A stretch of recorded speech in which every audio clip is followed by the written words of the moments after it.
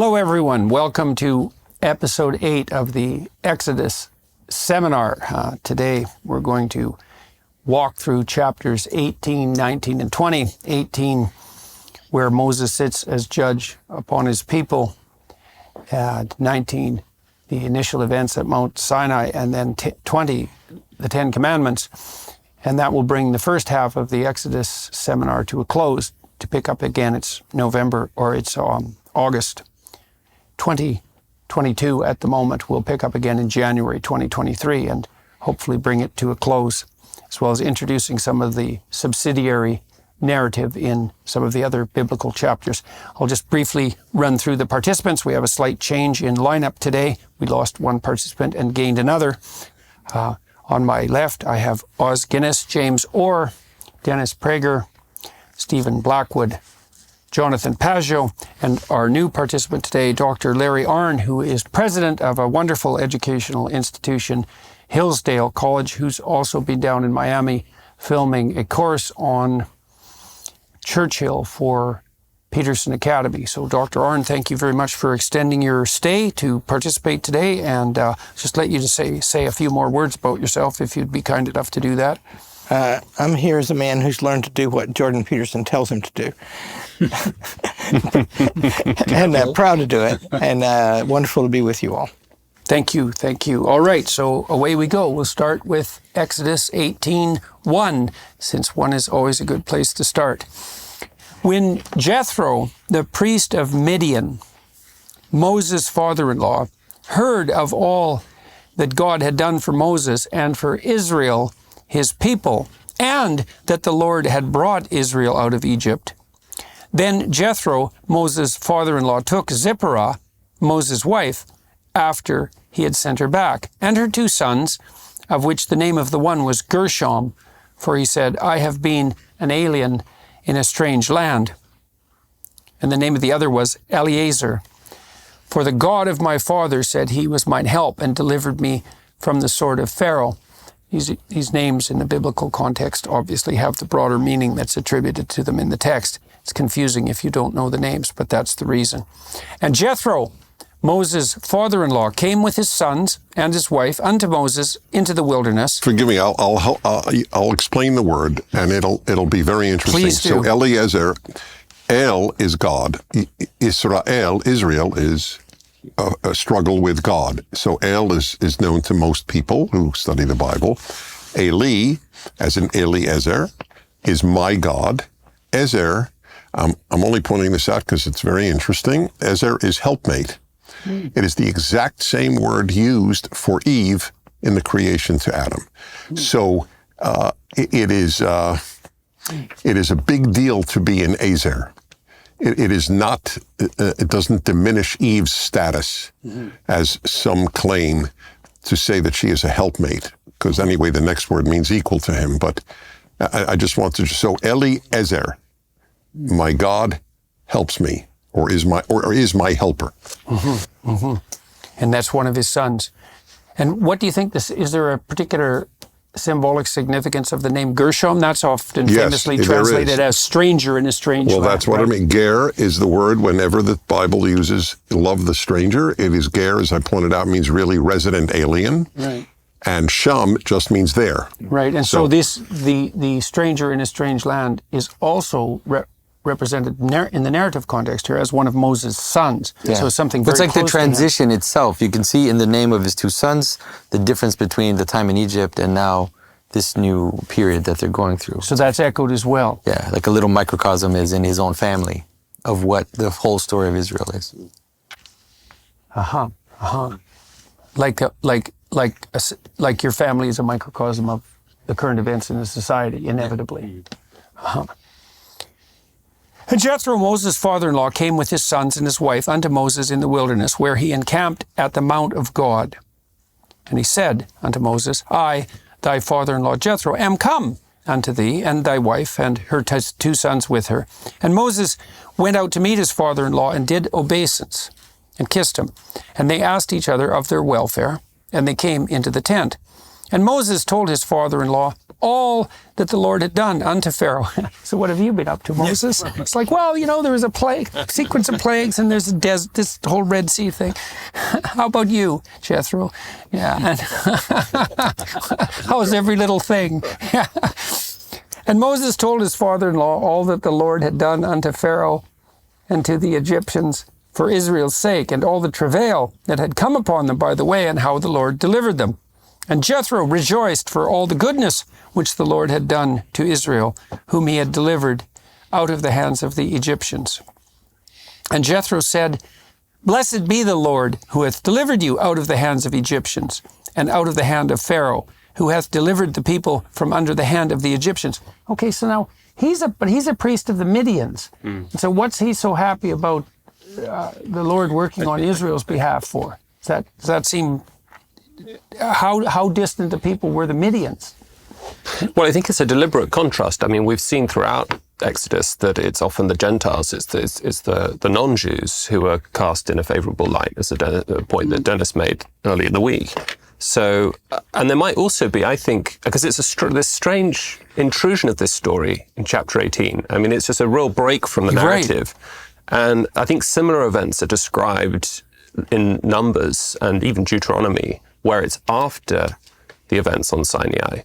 So it's an odd, from a narratival point of view, that this has just been kind of inserted in here, like it almost sticks out but like a you think sort at least it's in part this emphasis that the foreigner is capable of recognizing that this is a benevolent sequence of occurrences, and even more than Israel, maybe. Yeah, and he recognizes it more quickly than Israel. I think that's the point. It's like an immediate acknowledgement and an immediate response. There's a kind of irony there. Right. Yeah, but I also think it's important for Moses to be reconciled with his family as he now leaves Egypt. And so it's also a little image of this reconciliation which is preparing itself. And the rebuilding? Yeah. Right, so it's the reestablishment of the state, but part of that is the reestablishment. That makes sense because Moses is reunited with his family, and then he starts to sit as judge for the people, which is a very crucial part of this story from a psychological perspective. Yeah, I mean, it puts the family in an extraordinary position. I mean, bearing in mind the importance of the way in which parents and the father-in-law in the Ten Commandments later on, it's very significant. I think that the phrase "father-in-law," the word is repeated again and again and again. So this is the part of the proper reordering of the world.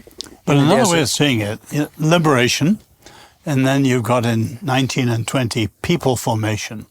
And the covenant is the key event in the people formation. But as I understand the Jewish understanding of this, you've got these three events in the middle which show the necessity of dealing with the necessities. And number one is sustenance. They need the quails and water. Number two is protection from external enemies.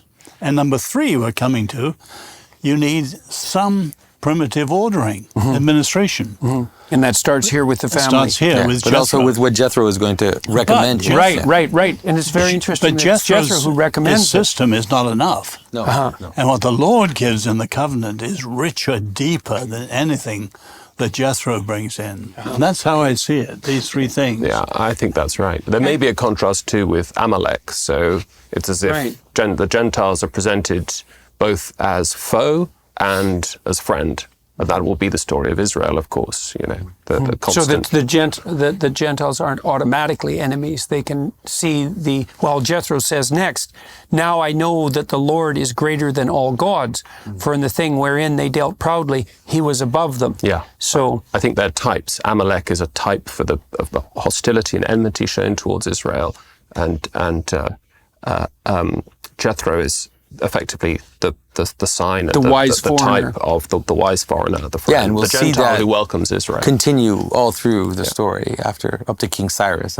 Yeah, and it started, of course, in the second chapter when Moses helped the daughters of Jethro water their flocks because he fought off the shepherds, and when they got home he said, "Why are you back so early today?" And they said, "Well, this Egyptian came in and Jethro asked, and he says, "Well, where is he? How have you not called him in to have dinner with us?" And so there's already the wisdom of acknowledging the hospitality. Yes. So Jethro is being presented continually as the benevolent the benevolent foreigner Yeah, and wise. of high moral order. The Another family. No. After you, Dan. All right. Thank you. It's just a note, a non-theological note. Clearly, Moses was not with his family this whole time. Yeah. And there's an implication, I think, in the Torah text that his children did not amount to much. We hear nothing about them ever, which is very rare in the Torah. So it was a sacrifice, in some sense, on Moses' part and his family. Right. Well, on the family's part, certainly. Yeah. It's actually a little sad. It's the whole question of can great men produce normal children is just, I guess, an open question. But there's another addition. The prophets don't have sons, do they? The priests have sons who succeed them. The prophets don't. Right. They're one off. Well, God appoints prophets, whereas Right, so it's not genealogy part of the appoints lineage. priests. Yeah. And there's Right, a lot a of unique comment here. occurrence. I mean, Moses kisses his father-in-law, sort of masculine greeting. There's no mention of any endearment with his wife. And people have made the point you said, that he was the father to the nation almost, not particularly yes. to his own family. Normal for a man to try to impress his father-in-law. Yeah, well, he seems to have done a pretty good job on this front. And Jethro, Moses' father-in-law, took a burnt offering and sacrifices for God. And Aaron came and all the elders of Israel to eat bread with Moses' father-in-law before God. Could just make a brief reference to the idea of burnt offering. I mean, the idea in this archaic sense, in some sense, is that, well, if you take the animal and you burn it, then the smoke rises, and God is that which is above, and so God can detect the smoke, and then he can detect the quality of the offering. So that's the idea behind the offering, and it is archaic. It's not the way that modern people think about sacrifice, but I think about it psychologically as a developmental move towards full recognition of the idea, first of all, that work is a form of sacrifice and vice versa, and that because you sacrifice the present to the future at least, but you also sacrifice everything to your highest priority, if you're not confused. And then that brings up the question of what the highest priority should be and what the quality of the sacrifice should be. And the answer to that psychologically is it should be the highest possible quality sacrifice to the highest possible thing, because otherwise you have to ask yourself, well, why would you bother doing it? So it's easy to dismiss these ideas of burnt offering as primitive superstition, but there's an idea behind them that's unbelievably deep and profound, and also the idea that life requires sacrifice to continue in its utmost form, and that the sacrifice should be voluntary, and that even it should extend in some sense, and has to the sacrifice of the innocent. I mean, that's an extremely profound and also very problematic idea, but it can't be just hand-waved away. And there's a manner in which, if you take that fractally and you apply it to little things or to purposes in general, there's a manner in which the purpose will always know the quality of your sacrifice, Right. because what you do, the quality of what you do will attain or not the purpose. Right. But like the world will hit you back. You can pretend with people, you can lie, you can deceive, but if you're trying to be a good basketball player And you don't make if you them. don't make the sacrifices, you're not going to be a good basketball player. Yeah. That's what's going to happen. Yeah, well, and that's another indication of the intrinsic logos of the world. And we also know this deeply, I would say, inside ourselves, because people know perfectly well that their conscience can torment them. And it is the case sometimes that people's conscience is overdeveloped and has this tyrannical superego element and will knock them down. But if your conscience is functioning well, basically what it does is indicate to you constantly that your sacrifices are either not of the right sort or they're not of the highest quality. And you call yourself out on that, right? And so, and what's one of the things that's so odd about that is you can't, if you try to escape from that, it just makes it worse for you. And you know that, and you really can't escape from it, not except by abiding by it. You can fight it and all of that. And you can harden your heart and become even more determined in your willingness to make improper sacrifices. But you know perfectly well, I've never seen anyone that in some fundamental sense was deluded on that account. is people know. They know. I could have tried harder. By the way, is it your theory then, in light of all these days and that subject of sacrifice, do you feel that we are net losers religiously, morally, theologically, net gainers, or neither, having no more sacrificial system? Well, I think we do still have a sacrificial system. I mean, I asked my students all the time in my Maps of Meaning class. A lot of them were children of first-generation immigrants, often Asian. I said, "What did your parents sacrifice to come here?"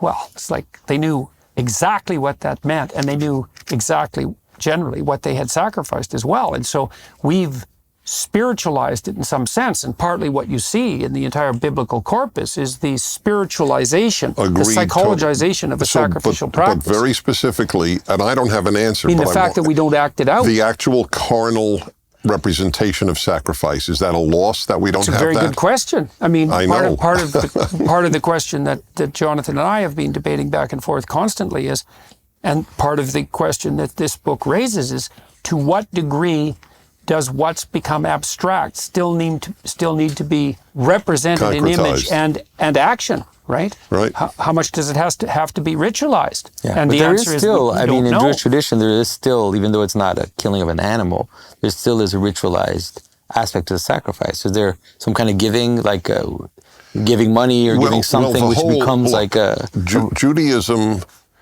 the Torah and Judaism later are very concrete religions. It was even dismissed by some Christians in the Middle Ages as a carnal religion because it's so deeply embedded in life.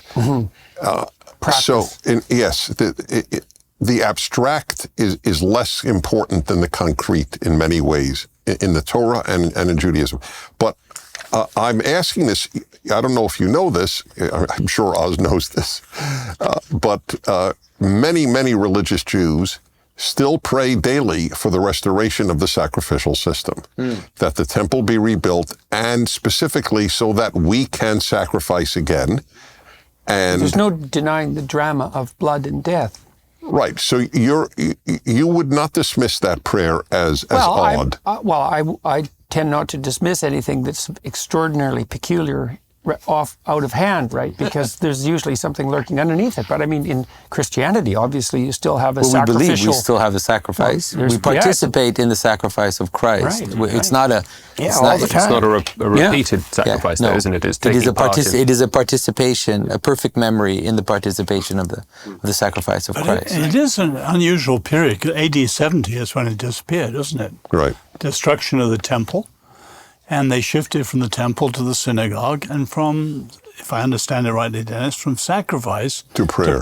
Right. And I always wonder, how does prayer fill in for sacrifice? Well, hopefully when you pray, you sacrifice your own for tyrant, atonement, right? Because that's it. Well, you sacrifice a lot of time partly to pray. what you're saying is, I think if the prayer is proper, is you're saying, there's part of me that needs to go. There's part of me that I need to let go. There's part of me that needs to die, and it has to be given up to something higher. What part of it is of me has to go? And there's a contemplative aspect to that, and you look to the highest to help guide you in that. So there's a discriminating spirit within you that can help separate the chaff from the wheat, and the offering up of the chaff is the sacrificial gesture, and so that can be transformed into prayer. And one of the things that Jung would say about that, for example, is that if you give up enough psychologically, you don't have to. You'll cut your losses in actuality, and of course that's sort of what thought's for, is right, so that you can get yourself straight. You can give it up in abstraction, so you don't act out the pathology, and then nothing dies in actuality. But that still means you have something to give up, and part of that repentance idea is a sacrificial notion. It's like, well, oh, that's what I did wrong. Oh, that's a big part of me. Oh, it's going to hurt when that goes. It's like, yeah, but maybe you won't die. And then you offer it up as a sacrifice to something higher, because otherwise, why would you improve? And that discriminating spirit inside that judges what's in you that should be sacrificed, that wouldn't even exist unless it was existing in relationship to something higher, because there'd be nothing to serve as a judge. And so that's all reflective of something. If it's not a heavenly hierarchy, it's a bloody close approximation of one. So I've been wondering as we've been reading this whether the fundamental question we should be asking is whether Exodus is in a deep sense simply a depiction of reality itself. Like that, I think, is the claim of the text, right? And one of the ways we see this is in terms of sacrifice, that, as you said beautifully, in terms of parents, like there is no good family life without sacrifice. It's not optional, right? You have to make the sacrifices to your children for them to become what they're going to become. And so you might say that's just you might say embedded into the DNA of the real. Well, you sacrifice all other women to your wife too. And again, all of this. You're talking about the basketball team. It's the same. It's fundamental into the DNA of reality itself. But there's another side to it, which I think Dennis is trying to call us towards, which is that yes, that is the nature of things, but if you don't do that consciously, you won't likely do that well. And so we see that one of the realities that the text is calling us towards is the importance of the consciousness of our own sacrifice, of our constant orientation. By consciousness, do you mean acting it out? Like, 'cause there's consciousness at different levels, right? You can be conscious abstractly. But Dennis's question was, how much do you have to act that out concretely? I think Dennis's question is both. Of course, we saw yesterday this beautiful image that Jonathan and I were talking about this morning of Moses holding up the hands, as it were, the contemplative, the illumination, the revelation, but incomplete, you might say, in the battle without Joshua going out being the actuality of that. So of course it has to be acted out. But what I take it Dennis is asking us is, it's so easy to slip into a world in which, like, yeah, I know I should sacrifice, but well, I don't need to really follow these old rules, and it's a slow descent into not sacrificing at all. Mm-hmm. And so that's the danger of abstraction. That's what I think the text is saying. No, the firstborn, the circumcision, and you have, like, if you don't have these habits of recollection and reorientation, you can't leave it. Yeah, you forget. Yeah. Well, and in terms of the relationship between acting out and abstraction, the text gets very serious about that now, because we're going to see that the law is revealed to Moses. But what we also see is Moses practices the law a very long time, concretely, without knowing its structure in any explicit sense. He practices it for God only knows how long before its structure is revealed to him. So even when the law is coming down from God on high, a prerequisite to that apparently is the pre-existent practice. So because this is what happens next, and it came to pass on the morrow that Moses sat to judge the people. And the people stood by Moses from the morning unto the evening. Now why? Well, now they're out in the desert, and there's no superordinate authority. And so what's happening? It's like the birth of English common law in some sense, is that the people get all fractious. They're murmuring not just against God, and they're doing that, but they're fighting with each other all the time. They have disputes, and they don't know what to do about the disputes, which is what makes them disputes. They don't know what the mediating principle is, or the higher order principle. And so, Moses is stuck with that. So they're all squawking away, following their whims and greed out in the desert, and they come into conflict, and Moses has to sit and judge. And put it in terms of Nebo's bookends, they've escaped authoritarianism, but they have no structure, so they verge on anarchism. Right. And we should point out very clearly that they're out of the tyranny, and they're in the desert, so now they're free, but they're not free. They're just at each other's throats. And so this is the danger of the deterioration of an overarching system, even if it's a tyranny. It's like, at least we had the Pharaoh to tell us what to do and make sure we had enough to eat, and now we're out in the desert,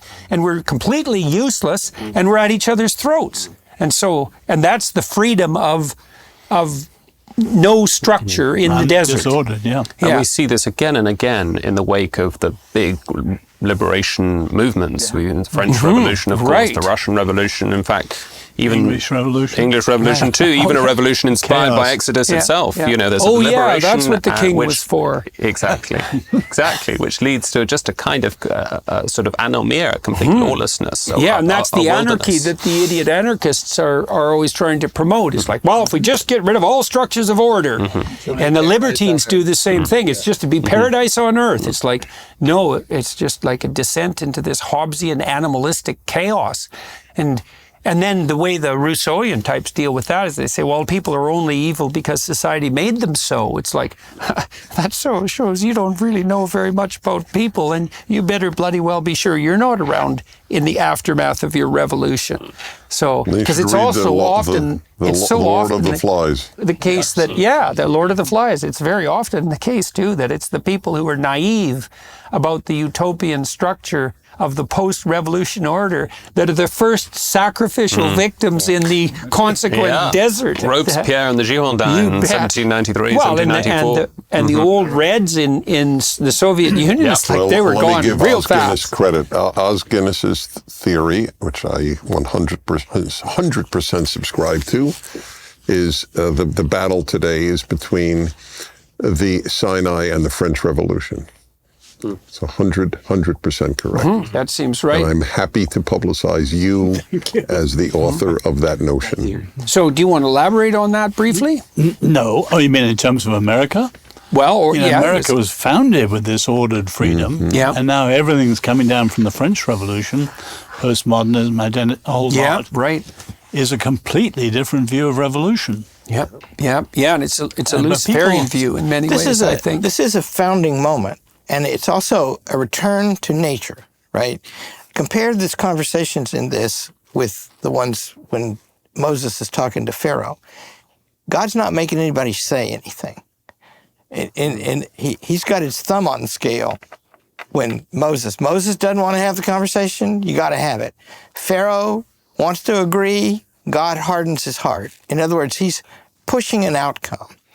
But this reads like, well, if you've been gone for a long time doing a bunch of venturesome stuff and you see your father-in-law and you're back in the family. And now you got to figure out a way to govern yourself because God's not telling you every minute. And that's, so this he's is not a tyrant either. That's very explicitly not. In other words, he wishes our good, and that's why he made us like him in one respect. And so this is like a debate between the French Revolution and Sinai. Yeah. And they've got to figure out how to do it. This is also a prodrome in some sense to the English common law tradition, because what happens here, this is so cool though, even though the law descends from on high, that's not exactly right, because the people are having conflicts and then Moses is aggregating the law by adjudicating. And one of the things you have to understand, obviously, is that if two people come to you in conflict and you merely tyrannize one of them, say, no, I don't have time for you, you get what you want and you don't, then there's no mediated conflict. That's just going to rekindle in no time flat. What you have to do is you have to go through the conflict with discriminating justice and mercy, and you have to reconcile the conflict in relationship to some transcendent third place that satisfies both parties. They have to see it. It has to be just and be seen to be just. And so that means that in some sense, Moses, sitting as the appropriate judge, is communing with the spirit of justice and mercy itself in order to render these judgments. And while he's doing that, the people are informing them about the full range of their psychological and social problems, right? And so he's aggregating what you might say a vision of what the law has to be in his own imagination. And so, but Moses' first response is equally wrong. In other words, they've escaped the authoritarianism of Pharaoh, but when he counters the near anarchy, he's setting himself up as a one man. Right. Well, that's bad too. Right. Well, and it's bad for him too. Bad for him, absolutely, and bad for the people. Right. And the covenantal system to come will be very different.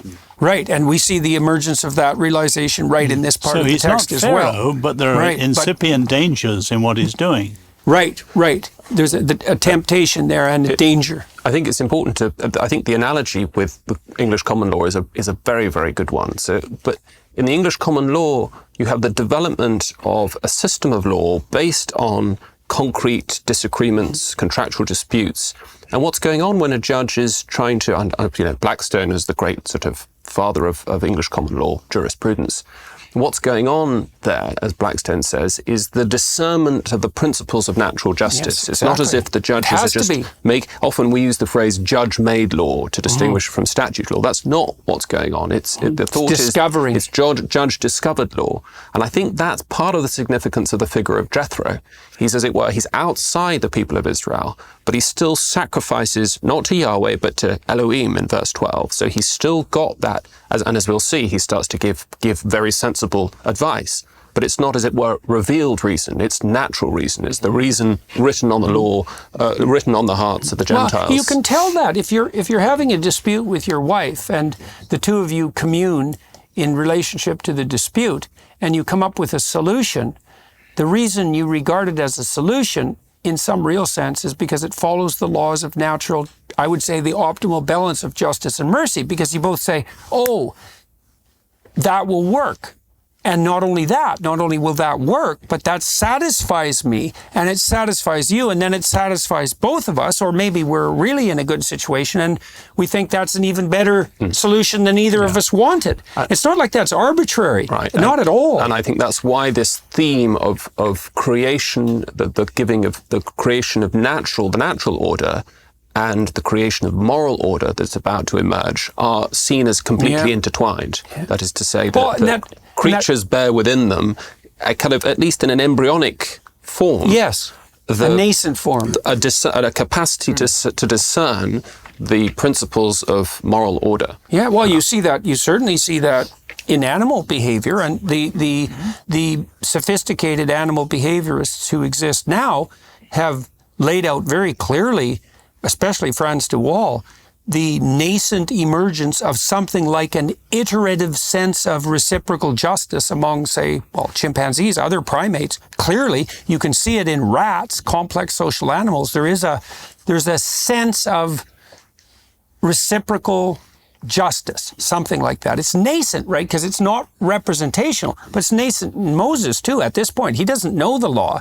He has to feel his way forward, but he is detecting a structure that's rising up from I think it's from the necessity of iterative interaction. It's something like that. And in terms, when you said that, it just clicked for me, because I've been trying also to set up from the beginning St. Gregory of Nyassa's position, which is that the stranger in Exodus represents, let's say, in one aspect of what it represents is something like natural sciences, philosophy that isn't revealed from God, but that nonetheless can have some good if it's purified, if it's taken, well into it. And this just fits right in there, where, like you said, he's setting up a structure which is appropriate, which is good, but is not at all at the level of what will then be revealed by God. So, yeah, good stuff. By the way, your comments on justice and mercy, my take on that is that they are often in conflict.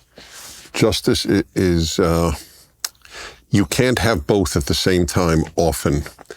To put it in very concrete terms, justice is justice and mercy is social justice. That is the reason people use the term social justice. Why do they add an adjective to the term justice? Why does justice need an adjective? Because social justice has little to do with justice. Well, that's partly why there's such an emphasis on inclusion to the exclusion of everything else. Everything has to be within. Yes, but we will come to a law that proves it. You may not favor the poor in a courtroom. Right.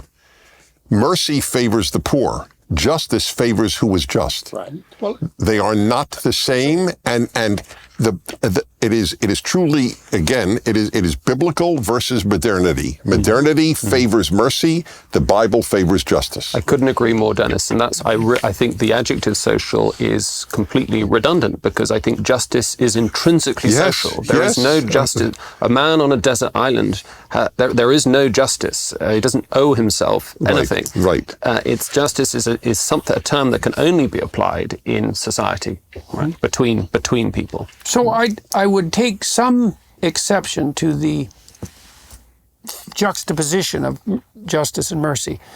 So I'd like to take that apart a little bit. So whatever God is, correct me if I'm wrong here, is represented in the Old Testament as the the principle to which both mercy and justice are subordinate. And so if mercy and justice are operating properly, they operate in relationship to a superordinate third principle. So if you're mediating conflict with someone, I've done a lot of this in my clinical work, mediating people through conflict. It's like you have to use justice to get mercy and vice versa. And that's partly because when you're walking through a conflict with someone, maybe you're working with a couple who's on the verge of divorce and you have to sort things out. It's like you're getting rid of a lot of stuff, and that's judging it. It's like it's separating the damned from the elect. It's separating the chaff from the wheat. And there's a judgmental quality about that, because it's like, no, don't do this thing anymore. It's like that's gone. But it isn't, the point of the judgment isn't the damning. The point of the judgment is the bringing forth of what's most valuable. And so that's the merciful part. It's like when you chide your children, it's not because you want to damn them. It's because you want to stop them doing something they're doing right now that's wrong, get rid of that, but so they can preserve and maintain that which is most precious about them, let's say, most valuable. And so you can't have justice without mercy, and you can't have mercy without justice. It's also partly because mercy just forgives everything. It's like, well, that's fine. If you're 100% perfect the way you are, then every bit of you can be accepted. But then what are you going to become? And so it looks to me like this intermingling of mercy and justice is the handmaiden of becoming out of being. It's something like that, because it brings what's best. Right, but society has to be governed by justice first. Mercy, as I don't know if I said it here, but I've a dictum that we have to show mercy in the micro and justice in the macro. Yeah. You know, justice is the system and mercy is the relational. Okay, so you can see this reflected at the level of personality, in temperament, biologically. There's two fundamental mediating principles that are instantiated in temperament that are social. So extroversion just means you like being around people. Forget about that one. Agreeableness, that's compassion, that's maternal care, that's mercy. And some people are by temperament more merciful. Women, for example, particularly in egalitarian societies. So it's a maternal virtue. And that makes sense because the primary orientation towards infants should be compassion. Because infants under 6 months are correct in everything they assume 100% of the time. And everything in some sense should be sacrificed to them. But it doesn't work. So here's an idea, is that compassion doesn't scale as you move up the hierarchy of complexity. So what happens is that you move from an ethos of agreeableness to an ethos of conscientiousness. And conscientiousness is judgment and rule following. And if you look at what predicts, and you could test this, you say, okay, if agreeableness is the fundamental ethos for large-scale social organizations, then more agreeable people should make better managers. And they don't. They make worse managers. What makes better managers is conscientious people. And it also tends to be the case that conscientious, disagreeable people make better managers, and those people tend more often to be conservative. So I think the data on this is already clear. There's no indication that the ethos of compassion scales. And so I don't know if we really differ. No, I don't think we do. I was just elaborating on your point. By the way, on your point about the 6-month-old is always right, which I subscribe to. In a nutshell, part of our crisis is that a lot of people want to remain infants. Yes, well, I think part of here's the world conceptualization view of compassion. It's reflexive. There are 3 categories of creature: infants, infant caretakers, and predators. And you're in one of those categories. And so if you don't differentiate your ethos beyond raw compassion, you regard yourself as an infant caregiver, let's say. You regard those who you're interacting with as infants if you're responsible for them, and everyone else is a predator. It's like, well, that's exactly what we have now. And it's the attempt to increase the dominion of that feminine ethos that's fundamentally predicated on compassion up the hierarchical structure. And there's no evidence whatsoever that that will work. Exactly. So, and Yeah, well, that was Freud's point But too. then So what did you mean by justice is only macro? Because No, surely there's justice in the micro, but in the micro, in my relation to my friends, my family, even my coworker, Refuse the I word can personal, like the word see personal. personal. That's just fine. Yes, personal would be perfect. That is what I mean by micro. Yes, and I want to treat the person I interact with on a one-to-one basis primarily with mercy. Mm-hmm. I fully acknowledge kindness. that. Kindness, Yeah, which mercy, means all kin. these things. But the society must be governed by justice. Well, it's possible also. Look, conscientiousness looks like a cold virtue. Like a conscientious Right, person it looks cold, right? It looks cold. Conscientious person, because you can have a conscientious, disagreeable person. Mm-hmm. That doesn't mean that your relationship with them is based on liking. It means that if they say they will do something, so they enter into a contractual arrangement, they will do it. And so then you might say, and why wouldn't it be the case that as we move up in the complexity of society, so there's more and more people integrated, that you have to move towards more abstract systems of rules, which is exactly what's about to happen here, because the same principles don't operate within the confines of a family that can operate at a state. Like Ben Shapiro told me, he's a communist with his kids. It's like, well, why? Well, it's to each according to their need, from each according to their ability, which is, well, of course, that's what you do with little kids. And so, but that doesn't scale.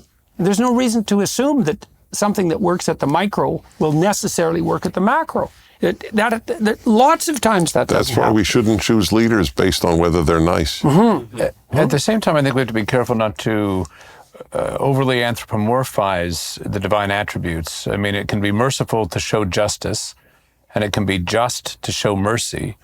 And ultimately, these attributes in the divine life can't be in a tension. There's one unity to the divine life, and we see this with the Passover, right? This, simultaneously in the same event, absolute justice and total mercy.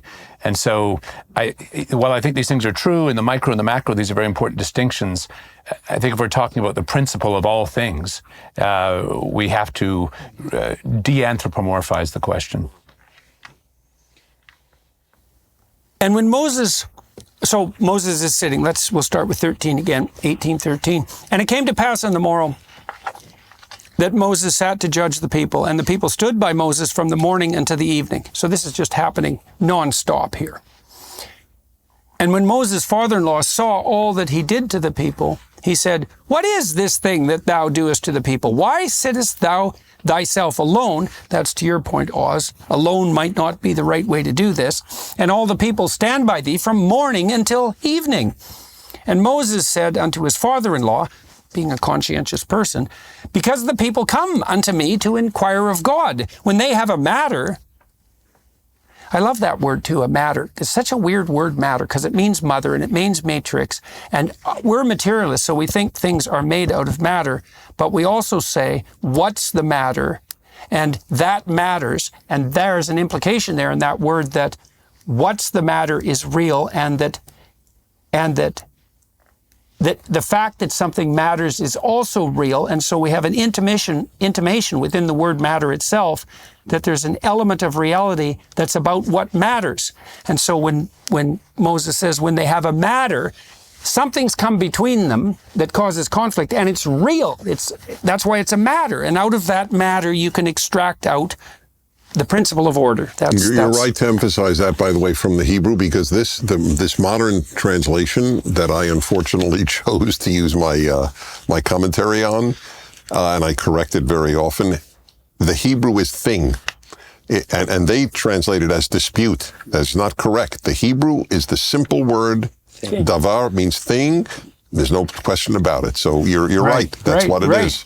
Yeah, well, it's an open question whether what's more real is the matter or what's the matter.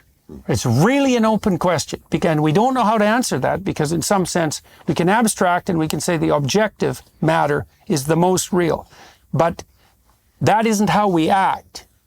We act as though what's the matter is the most real. We're most responsive to that. So, for example, we're very responsive to the cries of children, because that's about what's the matter. And then you think, well, is that an ontological proposition? And I would say that's a really good question, because it isn't obvious to me at all that matter in the reductionist sense is more real than pain. We don't act that way. In fact, we're not happy with people who reverse the order of priority. So, anyways. And Moses said unto his father-in-law, because the people come unto me to inquire of God. When they have a matter, they come unto me. And I judge between one and another. He uses scales, so you know which is the heavier thing, so that you can sequence them properly. And I do make them know the statutes of God and his laws. Well, there, we know what's coming, because it's just laid out right in the text. I make them know the statutes of God and his laws. And so that's what the proper peacekeeper does, because Moses is definitely keeping peace here. And it's so interesting to me that de Waal, the Dutch primatologist, has shown that the alpha males, even in chimps, are the peacemakers, not the tyrants. That's so cool. And Moses' father-in-law said unto him, the thing that thou doest is not good. This wilt surely wear away, both thou and this people that is with thee. Yeah, so you're right, Oz, to emphasize that point. It's like it's dangerous to Moses because it's too much. And it's dangerous to the people because all the authority is vested in one man. Yeah, Pharaoh. Perfect, yeah. So he's being tempted by the necessity for authority is calling the potential Pharaoh out in him. And Jethro is the one who says that's a bad idea. Yeah, so that's so interesting. Thou art, for this thing is too heavy for thee. Too material for thee. Thou art not able to perform it thyself alone.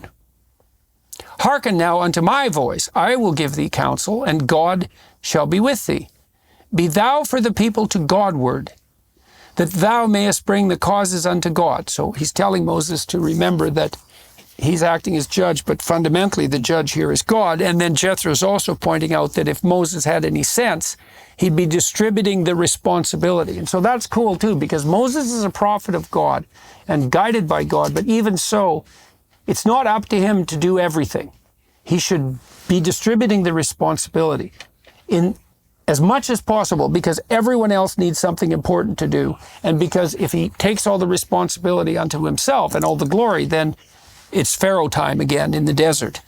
So, and this is such a key verse, right? Because it has the very nature of mediation is always going in both directions, right? It has to come from the above to the below, and it goes from the below right to the top. Yeah, that's part of the negotiated discussion that seems to be going on between the people and Moses. The people and Aaron and Moses and God, back and forth continually. So it's a dialectical process, and not a static condition. Which prefigures the more structured mediation that we're going to see in the next few chapters. It struck me, I think you were with me the day that I went to the UK Parliament when I was in the UK, but I was in the lobby, which is where people lobby the government. So that was quite cool. And it's a chamber between the House of Lords and the House of Commons, and you can come there to call on your representative. And so really I had this vision of the voice of the people coming into the lobby and then being represented by those who make the body of laws. And so that is the encounter with the people. And the Brits have done an unbelievably remarkable job of managing that, I think, better than anyone ever has in history. I think you could make that case. And set the pattern for the US and the whole Commonwealth and for the world at large. But by formalizing the rise of the voice of the inchoate voice of the people through their representatives into the body of law. And there's a sovereign on top of that, obviously the Queen, but if that dialectic between the people and the Queen isn't working, then the system isn't hierarchically organized properly. It's worth pointing out, and this is a famous point made by Edmund Burke in a speech to the electors at Bristol, that what the people are doing, it's not as if there's a kind of direct mediation of the voice of the people through their representatives. The people select their representatives on the basis of their judgment. And that judgment may, during the course of their elected office, be exercised in a way that might cut against what the direct will of the people might be in that particular situation. But so what's being mediated, as it were, is the sort of is the collective sort of judgment, the sort of orientation towards justice in the people, incipient in the people, as opposed to and they're what you might elected, have. which means so the people aggregate together and agree. We will allow this person to be put up above us to represent us, right? And that also helps protect the society. This is extraordinarily important and might be relevant to the breakdown of social media structures. It's like, well, now everybody has a voice all the time. It's like, yeah, great. Now we've got this clamoring rabble in the desert. It's just a bloody catastrophe, and the narcissists are everywhere, and so are the psychopaths and the Machiavellians. There's no hierarchical mediation. Right. It's a principle that controls the cacophony that would break out if you had a direct democracy, as you would, which would be democracy by whim. Yes, effectively, it would become kind of it's a sort of incentivizes demagoguery, as Athens Thucydides describes so brilliantly in the figure, the thuggish demagogue Cleon, in his History of the Peloponnesian War, and it's one of the reasons the Athenian democracy, though it is often thought of as the cradle of democracy, disintegrates so quickly. It's also partly why the left-wingers are worried about populism on the right. It's because, well, they don't want to see, to give the devil his due, they don't want to see rule by whim. And neither should conservatives who are intelligent, because we should have enough sense, let's say, or they should have enough sense to understand the necessity of these mediating structures and not to pull them down with casual complaints that they've become too corrupt to be sustainable. Yeah. Although normally I think what they mean by populism is kind of code for the expression of the will of the people that cuts against their own. Right, but that's why I said you have to give the devil his due. There is this, because people like to think, well, we should just have direct democracy, and isn't it wonderful that we have a public marketplace where everybody can shout at the same time, which is really what social media platforms are. It's like, yeah, no, that's not so wonderful. It looks like it's a very dangerous form of insanity. And so, one of the things I just want to notice, one last thing about the notion of mediating structure, is that in the text, one of the things that are a little funny is that Moses is talking to God. He's getting it from God, but it's as if now every single person wants their individual law, right, based on their little problem. And those problems are indefinite. So there's an indefinite possibility of issue or thing that pops up, and now they want to get their little law. So instead of, there's a million possible laws. And so the mediating structures are also there to aggregate possibilities so that you don't need that. So you don't need a million laws. Right, so you can think about like a family in a house where every time the children eat, they go to their mom and they ask, oh, Mom, what do I do with the glass? Oh, Mom, what do I do with this? And it's driving her crazy. And so we set up systems, which is like, no, this is, when you're done with your dinner, this is where everything goes. And you make your bed, you do this. And it makes the laws aggregate the issues that could happen in the house so that we're not having someone always asking their boss what to do. I mean, everybody's had that experience if they're in a team where things aren't clear enough so that now everybody's wondering every single time what they need to do. Well, that's exactly what's happening on the identity front right now, is that we've decided that everyone can be the categorical avatar of their own identity, independent of everyone else. It's like, oh, I see. So every single identity that's out there is now going to be paramount. That's what it leads to is that every single human being in the end will have their own gender. Right. So there's actually as many genders as there are individuals ultimately. Yeah. But that doesn't work, right? So you need systems of cohesion, or else. Well, or you don't have cohesion. That's right. And then when you don't have cohesion, you don't have. It isn't freedom that you have without cohesion. It's absolute bloody catastrophe. Yes. Okay. So.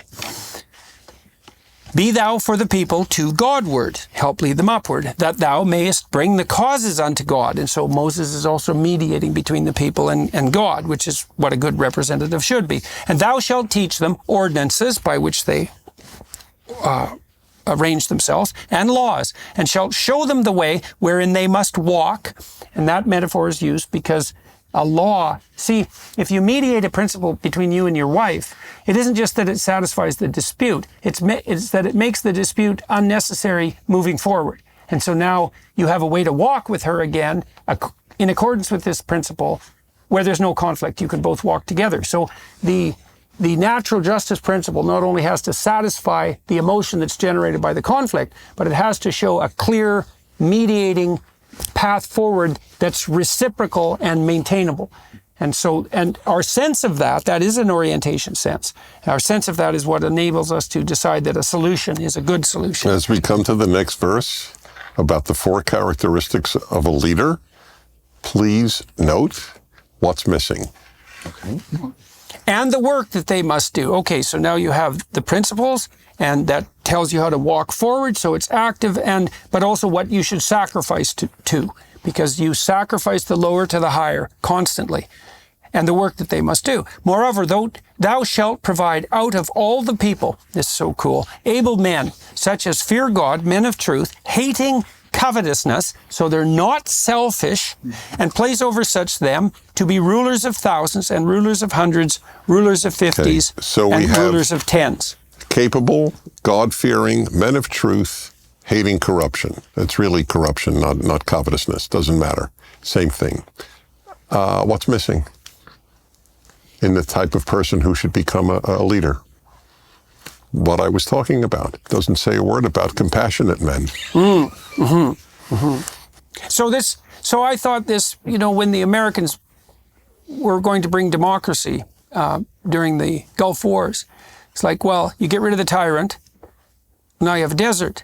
Well, so what do? Well, they dissolved all the intermediating structures. It's like, well, that isn't going to work because you need intermediating structures. You move into a country and you get rid of the tyrants. Now what do you have to do? Well, you need rulers of thousands broken down into rulers of hundreds, broken down into rulers of 50s and rulers of 10. So an entire hierarchical apparatus. And so one of the things that people... It's military, really. The way we understand the military is exactly that way. Yeah, well, Hernando de Soto pointed out when he was analyzing attempts to economically transform cultures who didn't have, say, a capitalist system based on the notion of rights, that you just couldn't import that and put it on top of a desert. The intermediary structures, and we don't even know what they are because they're invisible to us in our own society, the intermediating structures had to be built. And so this is so brilliant here. You have the people calling for judgment. Moses provides it. Jethro warns them, don't become the Pharaoh. How do you do that? Well, a little humility on your part would be good, but distribute the responsibility, and it has to be distributed hierarchically all the way down, in some sense, to the unit of the individual. So you have 10 people together. They say, well, this guy's good enough. Then you get the 5 of the 10 together and you elect him, and you build a hierarchy all the way up to God. That's essentially what's happening here. It's so smart. And let them judge the people at all seasons. And this is an echo of the whole English common law court system. There's local courts, and then there's courts of courts, and courts of courts of courts, all the way up to the top. And if you try to mediate the principle at the most local possible level, which would be, say, between you and your wife. You can't manage that. You get divorced. You go to the next highest authority. And then if that causes conflict, there's another authority above that. All the way up to the Crown Court in criminal proceedings. So that the Crown, as it were, is the source of sovereignty and the source of ultimate judicial power and sovereignty. But as you say, there's a kind of waterfall of justice all the way down to the local level. Right. And there is the principle of subsidiarity, which has developed a great deal in the Catholic social justice tradition, which means that there's got to be a proper allocation, a proportionate application of justice at the right level. Right. So there will be some and cases. the rule of thumb is that the best level is the lowest level possible. If in doubt, that's right. Justice should be meted out at the closest, at the most local level. Right. This is so crucial because part of what's happening with the EU shaking is that this principle of subsidiarity is being violated, is that too much power, and Larry, you were talking about that last night too, is that there is a proclivity for the thing in the highest place to become everything. And that's happening by your estimation with the federal government system in the US, where it's just eating up more and more and more and more and more and more of the resource and responsibility pie. And then the necessary and inevitable consequence of that isn't utopia. It's pharaonic tyranny. So, or the desert. It's the Israelites, when they get out of Egypt, they have to go through a lot of hard things because they've been slaves for a long time. They don't know how to do anything. And now what they have to learn is they're going to have to learn to govern themselves. And that means self-restraint. And see, if you take that away, that's what Pharaoh has taken from them. He's taken from them the ability to lead a human life. And if that's why my opinion is, it's hard to get kids to learn in school today because it's all told how they're supposed to do it and even what they're supposed to learn. And that, and everybody wants to learn. I mean, why is anybody watching this? And why do we know what we know when we say here? We want to know. You should rely on that, right? And so the lowest level possible, that means everybody is practicing getting along. Yeah, and practicing responsibility. And you don't want to deprive people of that responsibility. You don't want to treat students like they're empty vessels to have material poured into them, right? That's the social engineering error. So now you're calling forth something out of the students rather than filling out something that's empty. But again, Jordan, not to be contrarian, we can praise what they're doing here, but surely the whole point of this before 19 and 20, this is good as far as it goes. But what they're going to have in the covenant is so much richer. As I remember one rabbi said, this is a matter of justice, administrative, judges, and so on. What they're going to get in the covenant is how they can become just people, right, and have just relationships. So that's part of the revelatory quality.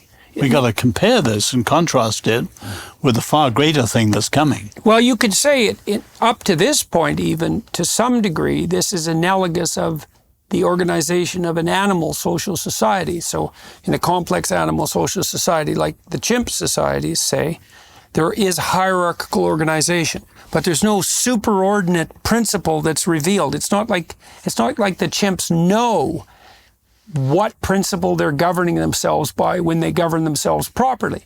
Like with wolves, for example, when wolves strive for dominance, for authority, let's say, that's probably a better way of thinking about it. One wolf will threaten the other, and they get right to it. They'll get right to the point of fighting. Sometimes they even fight, but generally they don't. And you might say, well, why not? Why doesn't one wolf just destroy another?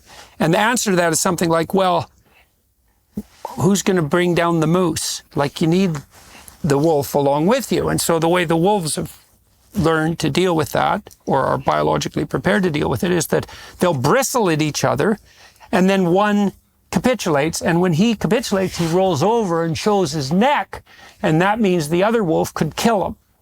And then that wolf is now subordinate, and maybe rightly so in a functional wolf society. So the animals do organize themselves into these hierarchical structures, but they have no second order consciousness of the structures or principles or spirit that constitutes that proper ordering.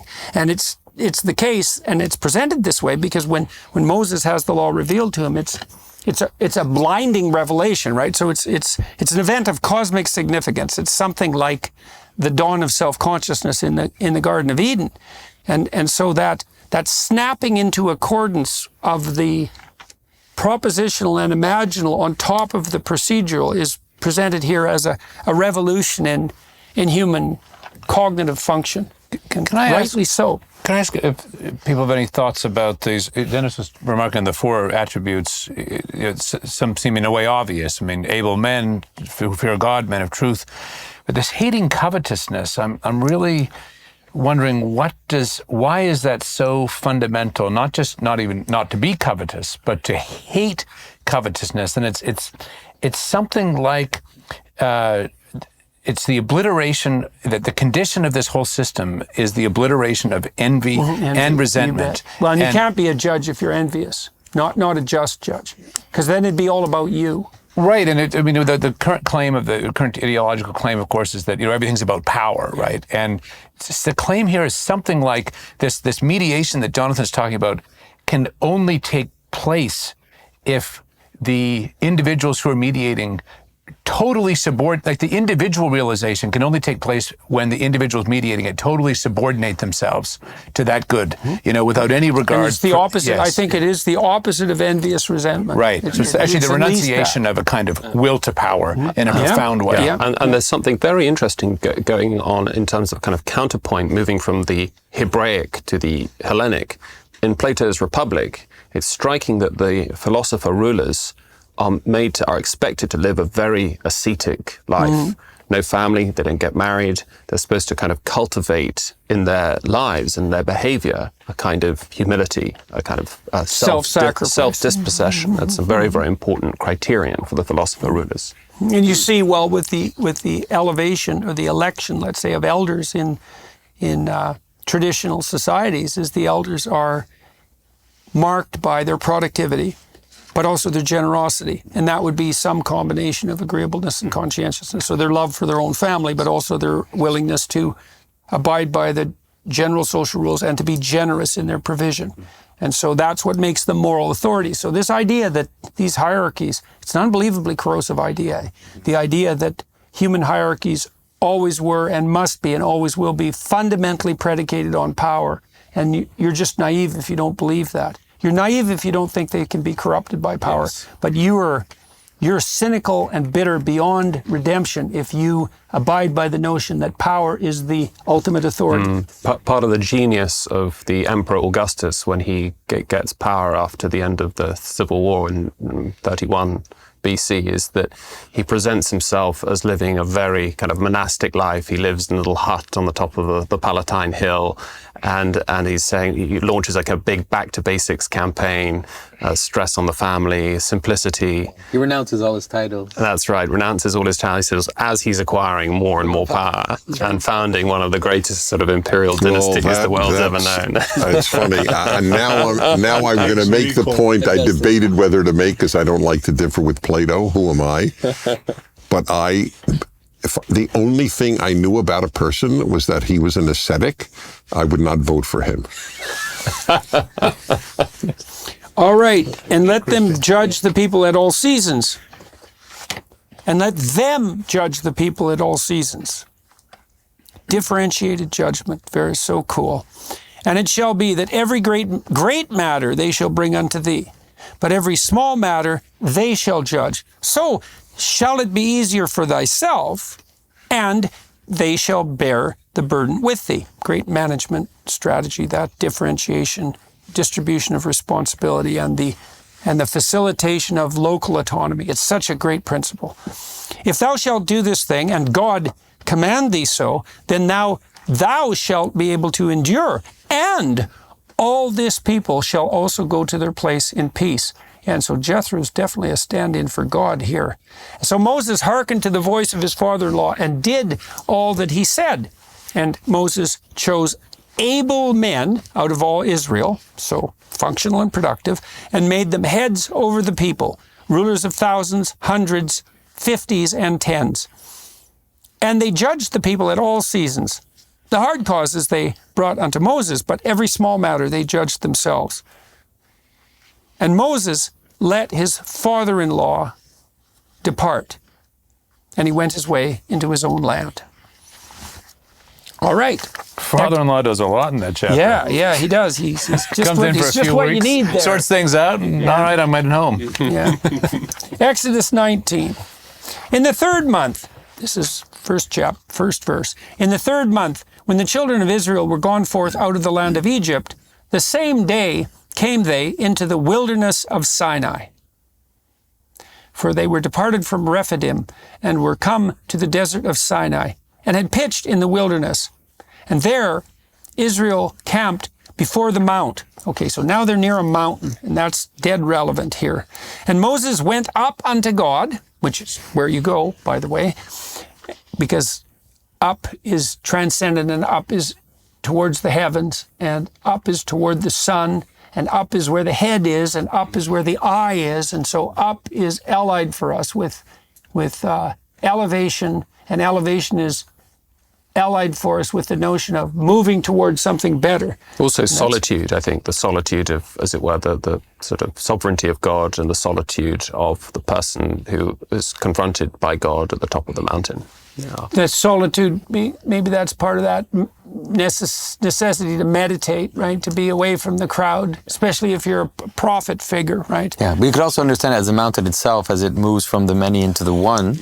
So you have, yourself, like that's a pyramid. A person must move into oneness, or else they're schizophrenic, or else they or chaotic. Yeah. And anxious. Yeah. So this is something very much worth delving into, because we could debate about the utility of monotheism. It's like, okay, what do you mean? Why are we debating that? Is there no fundamental uniting principle? Is that your argument?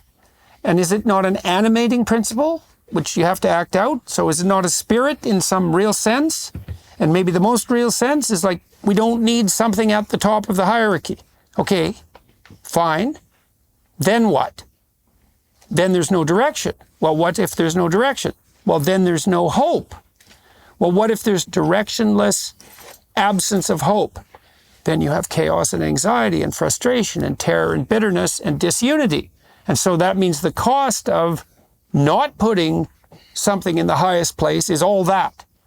And so... But again, Jordan, with due respect, you're saying with monotheism, do we need that? Whereas surely the whole point of Exodus is that all the other options, paganism, etc., numerous options, monotheism was not because anyone constructed it or needed it or invented it. Moses met it. And you got to start there. It's an encounter from which... Well, I'm not only making an argument in terms of practical necessity, because I do think that why would we not assume that the principle that unifies everything in the highest manner isn't the most real thing, right? It's like a definition of real. Mm-hmm. I'm just also pointing out that if you make the counter-argument, because people think, well, you don't need this tyrannical monotheistic principle. It's like, okay, fine. Speaking purely secularly, fine. Now we don't have an organizing principle. What do we have? Well, we have social disunity because nothing unites us. And so then definitely we have conflict. So that's the sociological outcome. And psychologically, well, we don't have hope because you have hope in relationship to an orienting goal. And we have anxiety because anxiety signals the excess multiplicity of choices, which is what you have when things haven't been reduced to a unity. So purely on secular grounds, all the alternatives have their uniting principles. So the Enlightenment, Diderot says, in one word, the Enlightenment is reason. Mm-hmm. Yeah. You know, postmodernism, you said, Stephen, one word, the postmodernism is power. Mm-hmm. Yes. They all have the united principle, and they work out badly. Right. Yeah, well, it's so interesting with the postmodernists because they say, there's no grand uniting narratives. Then they say, well, accept power. Oh, yeah, there's the Marxists. Accept power. Remember power? It's like, remember it all, but right? I think it's worth, you said earlier, Jordan, you talked about the sort of pure secular reason. But I think there is within monotheism the sense that reason is also gifted by God, that we have reason naturally. Surely that's the point, the message of the previous chapter, that Jethro has reason, and that we can use reason to think about the nature of ultimate reality. And Western philosophy in many ways is a story about a battle between whether or not ultimate reality is plural and many, atomistic, as often Hobbesian materialism or corpuscularianism, as they sometimes call it, the Heraclitus view that nature is like fire, it's completely plural on the one hand, and on the other hand, that ultimate reality is unified, is a single being, as it were, as Parmenides puts it. And monotheism understands that. It sets it out very, very powerfully. Abides by it. Yes, and it's revealed both through direct revelation, as we're about to see, but it can also be arrived at through reason, through reason and inference. That's the fundamental Western proposition in some real sense. I would say that's the meaning of Greece and Jerusalem in the most real sense, right? Is that the logos that's divinely revealed and the logos that emerges as a consequence of ethical, rational apprehension turn out to be the same thing. Mm-hmm. You might say that, what you were saying earlier is that there's something significant and even perhaps theologically suggestive or resonant from this passage in psychological unity. You might say, maybe this is a little bit speculative, but if we are made in the image of God, then what it is to be made in the image of God is at the very least to be a person who is psychologically unified. But there is a limit. I mean, I think I see in Oz that he's saying, wow, there's a limit. And I think that limit is there in the text, and it's there in the manner in which Christians have understood it from the beginning. If I take again our St. Gregory of Nyssa, he talks about reason the whole time. He talks about reason until the point where Moses enters into the divine darkness. And that moment of revelation is one which necessarily is beyond all possible definition and beyond any reason. It is something which comes to him from absolute. Well, I think reason has to be put in the properly subordinate place. And so one of the things I was struck by in both Mesopotamian and Egyptian theology was their emphasis not on reason, but on attention. And attention is superordinate to reason, because attention provides it allows for the incoming of what reason can then contend with. And it's like a little revelation. It's given to you. It's a revelation. It's something that you cannot... Attention is openness to revelation. You can't work towards. In fact, you could define it that way. Yeah. Attention is literally openness to revelation. Yeah, though I do think there's something of a difference between East and West in this point. I mean, in the beginning was the Word, and the Word was God, and the Word, and the Word was with God, and the Word was God. I mean, that's a totalizing statement. Now, one can have deep conversations about. But would you say that the Trinity is reasonable? Well, I think one has to think long and hard about what logos means, right? And what sense in which in the language in which he was talking, it means reason. Well, I would not want to equate this with kind of narrow enlightenment, reductive, instrumental rationality at all, but whether the first principle is known by itself and in its self-giving returns to itself as known. I think that I would only want to say that in the narrow sense of reason, yes, of course, that's transcendent. But in a higher sense, part of the logos isn't. It's reason also as a process, right? Because dialogue is not. It's not a description of a state. It's a process of engagement that reveals the truth. And so the logos isn't reason in the algorithmic sense. It's not at all. much broader. It's the ordering principle of all reality. And I think that. But we say in the Creed, we say God created through the Son. That is, the logos is the means by which the world appears, but the Father is not the logos. The Father is not reason. God is beyond all reason. Absolutely right. Yeah. And God is beyond at least our rational capacities. Yeah, well, if God isn't beyond reason, doesn't reason become Luciferian? That's what I think. I think the reason why Christ is not Lucifer is because he is the divine logos who receives everything from his Father. Mm-hmm. He is not self-defined. Yeah. But the Western view also is that the wholeness of the Father is comprehended by the Son as he turns back to the Father, right? So there's no remainder that isn't given and comprehended. And so, if the door is open to that occurring, but it also still means that principle has to be subordinate to the Father. But Jordan, my heart jumped when you invited me for Exodus. Because, Matthew Arnold's idea, the West is this conversation between what he called the Hebrew and the Hellene. Mm-hmm, right. And there's no question, your field and many others, the Greeks have had the bigger say. Mm-hmm. And I think it's time to restore the balance. And that's why my heart jumped. That's why I think it's so... Because when it comes to freedom, the biblical, the Hebrew, is infinitely richer. Mm-hmm. Well, that's why I think, too, that it's necessary to point out that the Logos tradition on the Hellenic side is the tradition that Logos is an animating spirit, right? It's something that can be embodied. It's something that isn't necessarily incarnated in its fundamental essence because it has to be acted out.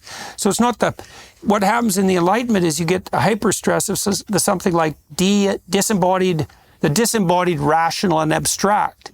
And it's like, fair enough, that's a powerful entity, but don't forget about, this is also why there's such Christian emphasis on the resurrection of the body. The idea of the value of the body is that you don't want to float off into the worship of the purely abstract.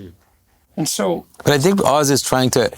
I think you should finish your point, because I think you're trying to make a point rather about this experience of God as this revelation from beyond that Moses experienced as a unique moment. I think you should finish your point. Well, no, as monotheism comes from the initiative of God. Yeah, that's not because we've needed to invent it and the other systems didn't work.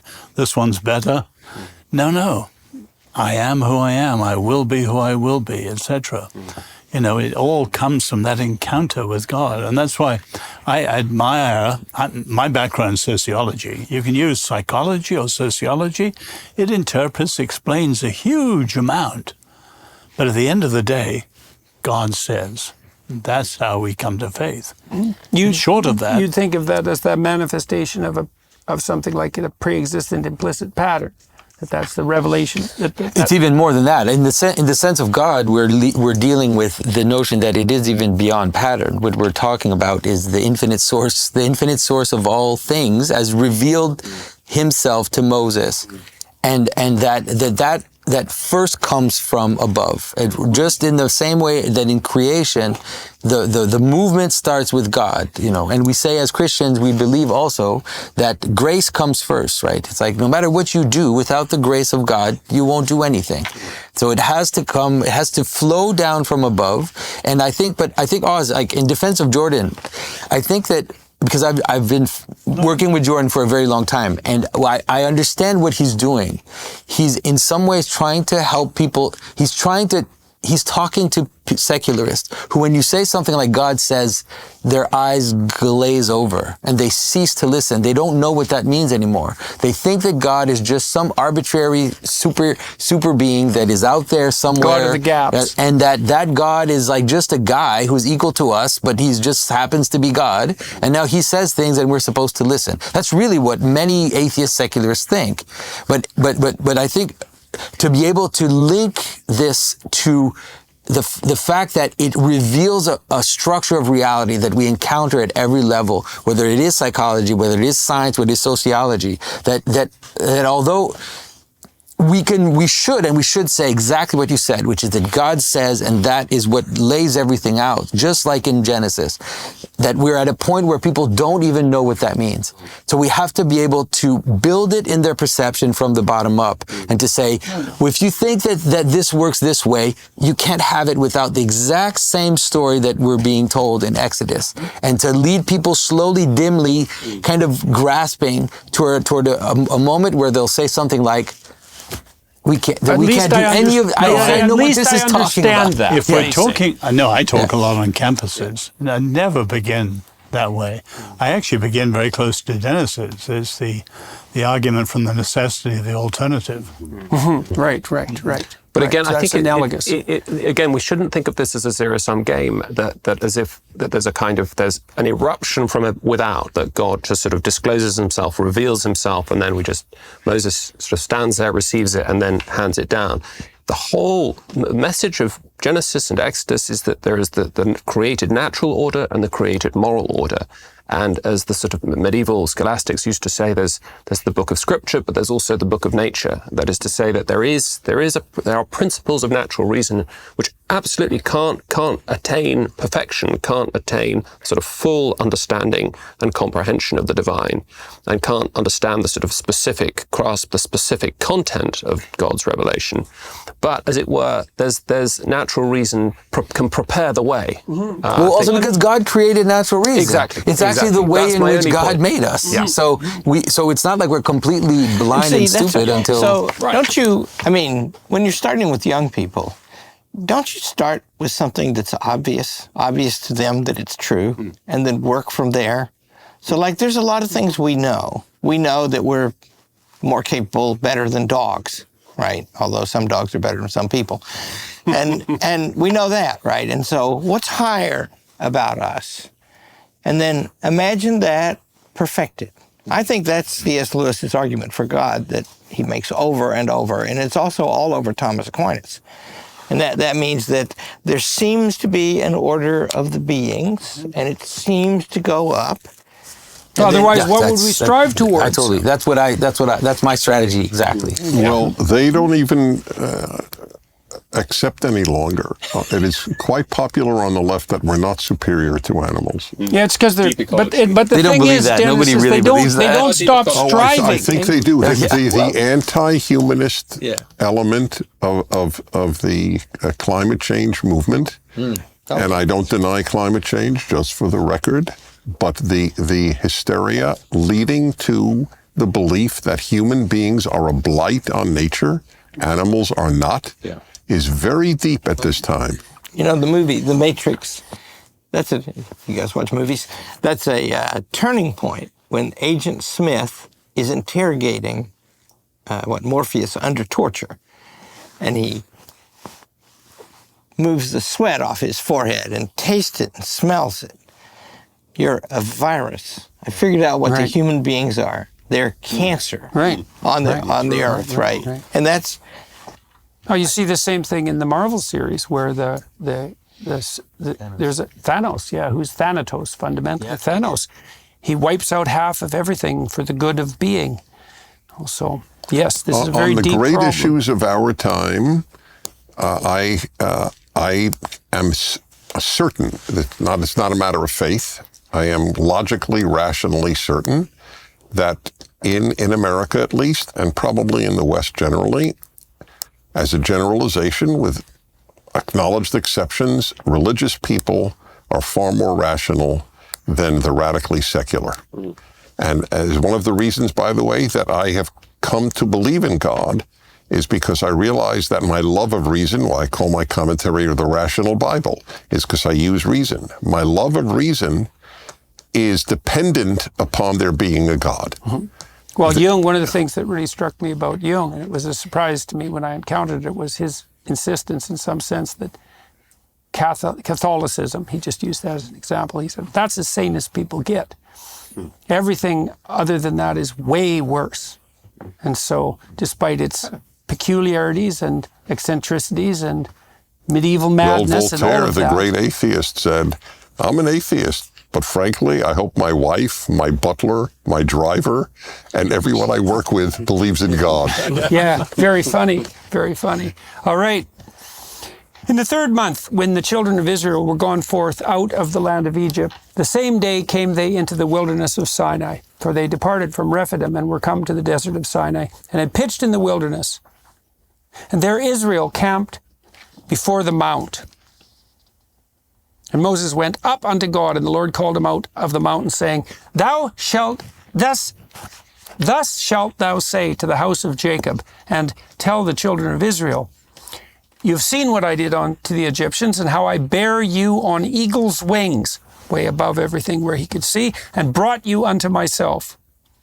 Now, therefore, if you will obey my voice indeed, and keep all my covenant, then ye shall be a peculiar treasure unto me above all people. An argument against unconditional love, which I know it's one of the least popular positions I take. I don't see a biblical basis for unconditional love, at least not in the Old Testament. And here is a perfect example. If you will follow me, you shall be my treasured possession. Right. Well, that's a call to becoming that. And that's the problem with unconditional love. It's like it's so demoralizing, especially for young men. Like, Thank you. Well, you're Thank all right you. the way you are. It's Yes. like, you're 18 and you're miserable. It's like, well, you're lovely just the way you are. It's No like, matter well, they how don't you think act. that. No, it's a terrible thing. It's a devouring force, that unconditional, that blind unconditional acceptance. And then people use it also to elevate themselves morally falsely. Look at how much love I have. It's like, yeah, but you have no standards.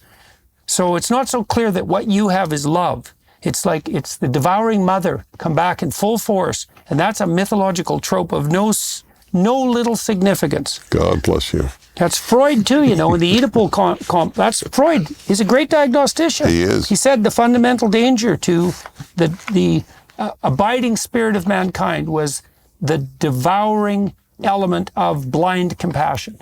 That's a hell of a thing to say. One of the many reasons he's not popular. Yeah, that's for sure. And ye shall be unto me, assuming they keep the word, a kingdom of priests and a holy nation. These are the words which thou shalt speak unto the children of Israel. And Moses came and called for the elders of the people and laid before their faces all these words which the Lord commanded him. That's very interesting too. He doesn't go out and address all the people. He addresses the elders, and so he's moving down the revelation in a hierarchically structured manner. And all the people answered together and said, All that the Lord hath spoken we will do. And Moses returned the words of the people unto the Lord. Mediating figure again. And the Lord... Those words come 3 times, and that's literally the origin of the consent of the governed. All that the Lord says, we will do, and that's repeated 3 times. And that came up in the 17th century strongly based on this. Based on that. So all of that came out of this. The consent of the governed. Right. And the Lord said unto Moses, Lo, I come unto thee in a thick cloud, that the people may hear when I speak with thee, and believe thee forever. And Moses told the words of the people unto the Lord. And the Lord said unto Moses, Go unto the people, and sanctify them today and tomorrow. Get them ready. Get them in the proper receptive state, and let them wash their clothes. That's symbolic too. Clean themselves up, right? And be ready against the third day, for the third day the Lord will come down in the sight of all the people upon Mount Sinai. And thou shalt set bounds unto the people round about, saying, Take heed to yourself, that ye not go up into the mount, or touch the border of it. Whosoever toucheth the mount shall surely be put to death. You ask, well, why is God so dangerous? And I think you just have to think about that for a while before you can figure that out. It's like, touch sacred things at your great peril. I want to mention just one little thing, which I think, for me at least, is beautiful in this text, which is that we were talking about this mediating structure, and talking about this hierarchy and how it lays itself out it's going to lay itself out in the law and the way everything is structured, in the structure of the tabernacle and all these things. But what God is saying is that, let's say, take the structure of the tabernacle as this hierarchical structure of revelation of God into the world. That's what you're going to be for the entire world. Mm-hmm. So what you're going to have within Israel, the priests, and the people coming to bring sacrifice and everything, you as a people are going to be the very thing. So it's a fractal structure all the way through. You're going to be that for the world. For all the world is mine. Somewhere. Because God doesn't say, He's saying it right here, right at the beginning of the covenant. He says, it's not just Israel that's mine. He says, the whole world is mine. But this is how I'm going to do it. I'm going to do it in a way that will lay itself out through mediations, and Israel will play that role for the entire world. So now it's been... Israel's the sacrificial firstborn of the nations. Or at least it's a nation. It's a nation of priests. I think that was the plan. I mean, you guys probably covered all this better than I can, but I'll just say, isn't this a cosmic drama?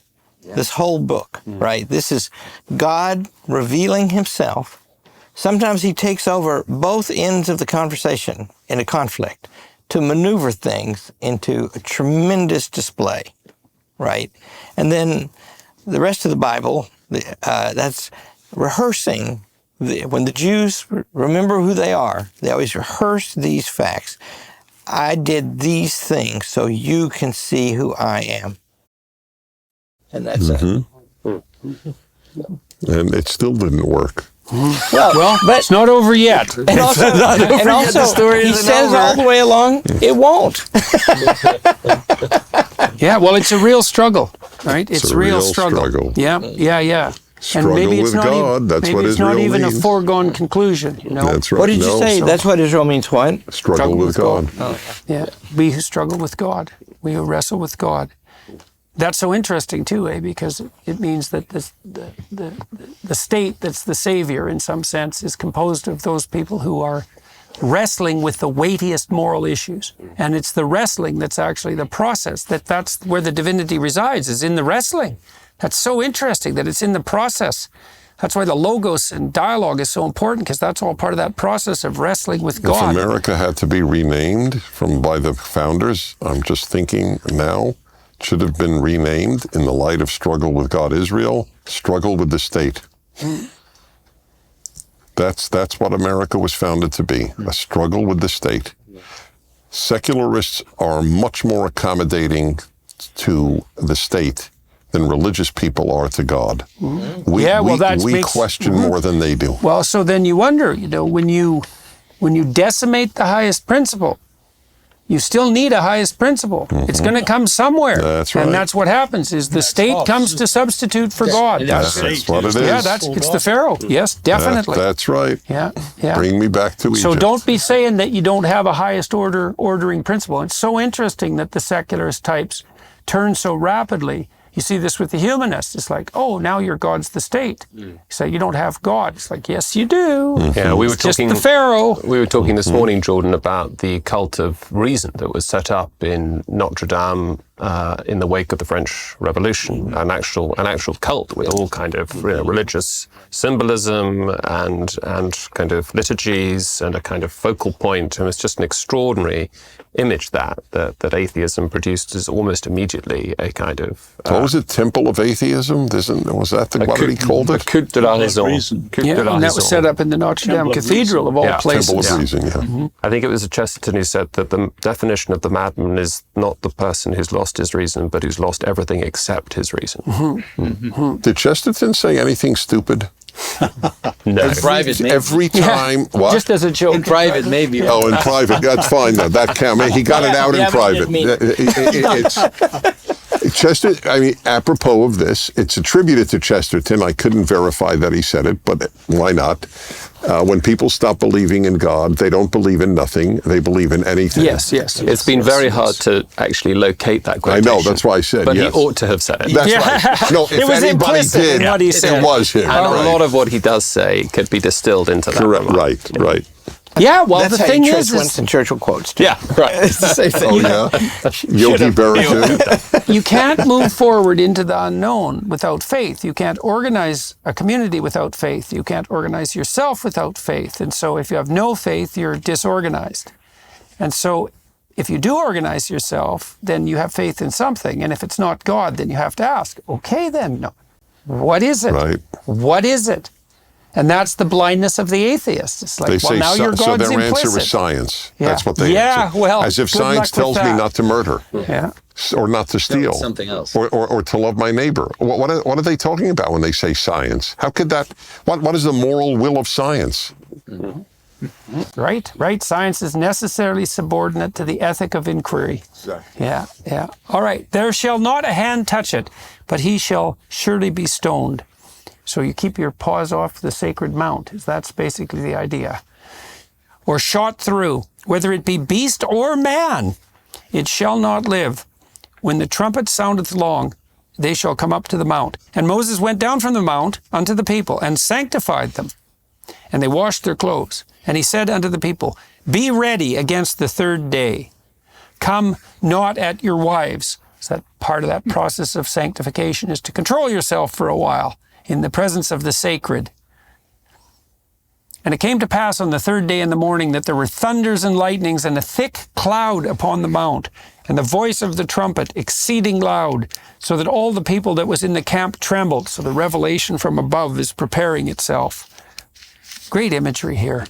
And Moses brought forth the people out of the camp to meet with God, and they stood at the nether part of the mount. And Mount Sinai was altogether on a smoke, like a volcano, because the Lord descended upon it in fire, and the smoke thereof ascended as the smoke of a furnace, and the whole mount quaked greatly. And when the voice of the trumpet sounded long and waxed louder and louder, Moses spake, and God answered him by a voice. And the Lord came down upon Mount Sinai, on the top of the mount, the peak of the pyramid, right? On the top of the mount. And the Lord called Moses up to the top of the mount, and Moses went up. So remember now that everybody else, no one can touch the mountain. Everybody else who touches the mountain is killed. But Moses is called up. Right, to the top. To the very top. Right. Yeah. That's quite a day for poor old Moses. And the Lord said unto Moses, go down, charge the people, lest they break through unto the Lord to gaze, and many of them perish. And the priests also, which come near to the Lord, sanctify themselves, lest the Lord break forth upon them. I think I mentioned in the seminar already one of Jung's dictum, which I just love. It was so enlightening to me. He said, the purpose of religious practice is to stop people from having religious experiences. So it's a container, right, to stop that. Mediate is a better word. Mediate. It is. It was a joke. I mean, he didn't make jokes that often, but that was one, and it's a good joke. It's like, and no wonder. It's like, you want to have a religious experience, do you? Really? You really want that? Is Jordan trying to convert the rest of you to Jung? Only implicitly. He hid the fact that he was a Christian. You said poor old Even from Moses, himself. so I have an interesting thought or question, really. I think about this a lot, and I don't have an answer.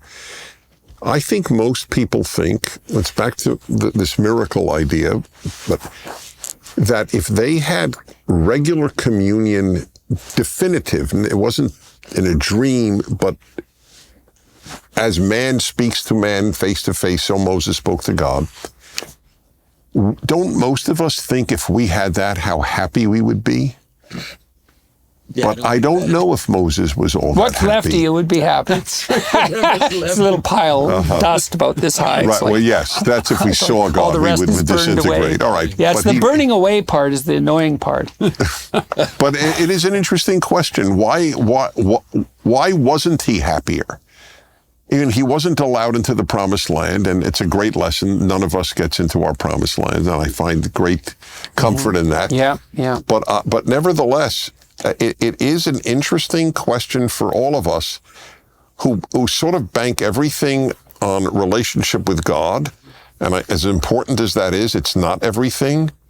It was a Protestant pastor whom I can never find his name, but when I cite it, I say it's not my own point. When God says it is not good for man to be alone with regard to Adam, some unknown pastor made this point. What was he saying? Among other things, I am not enough. Adam knew God. God spoke to Adam. And he's announcing it is not good for man to be alone? Well, he had God. And a lot of religious people think, oh, if I have God, I have everything. You Kind of have the most important thing, but you still don't have everything.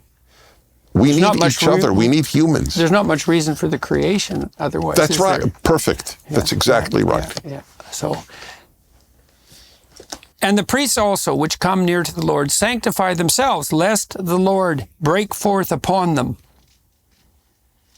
And Moses said unto the Lord, the people cannot come up to Mount Sinai, for thou chargest us, saying, set bounds about the mount, and sanctify it. And the Lord said unto him, away, get thee down, and thou shalt come up, thou and Aaron with thee. But let not the priests and the people break through to come up unto the Lord, lest he break forth upon them. So Moses went down unto the people, and spake unto them. And so Aaron gets to come up there too now. That's the line, right? Mm-hmm. And Aaron with thee. So the mediator, the political mediator to the people, is also, in this situation, allowed into the presence of God. As long as he's in also the helper. presence. I mean, that's a way to. I tend to see Aaron as like the just a little bit lower than Moses. Right. Like he's the one who distributes him. He's really a priestly figure, I think. Because Moses at this point is like beyond a priest. Like he's right. I mean, he's not a prophet. priest. Yeah, exactly. A mediator, Yeah. and He's Aaron's being Aaron's prepared line will become the priestly high line. priest. He'll become the high priest. But Moses is like he's beyond that. But he's being positioned for that. Yeah. All right, so on to Exodus 20. Now, I'm going to start by just reading through all of it. And then we'll recapitulate where we've been as we're drawing to a close the first half of the Exodus seminar, and then we can pick up with a detailed discussion of the law. And we'll do that when we reconvene in January, and that'll be part 2 of this seminar. And so let's walk through this. So God has revealed himself on the mount in thunder and lightning and drama, and now the revelation is being differentiated and made into words. And God spake all these words, chapter 20, verse 1. And God spake all these words, saying, I am the Lord thy God, which have brought thee out of the land of Egypt, out of the house of bondage. Thou shalt have no other gods before me. Thou shalt not make unto thee any graven image, or any likeness of anything that is in heaven above, or that is in the earth beneath, or that is in the water under the earth.